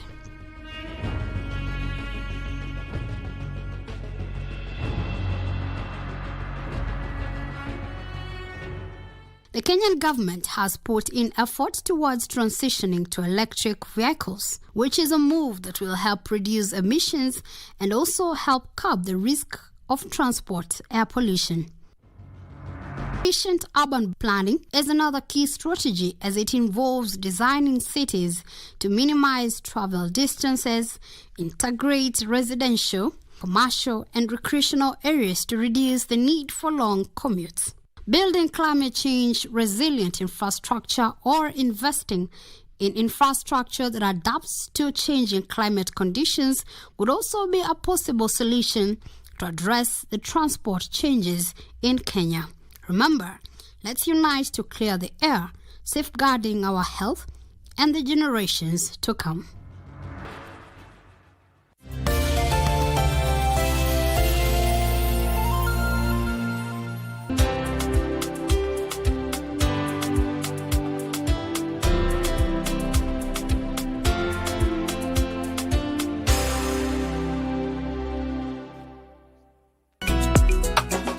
Island in the stream, that is what you are. Sail away with me. Onjiri bwana toka kwa choo.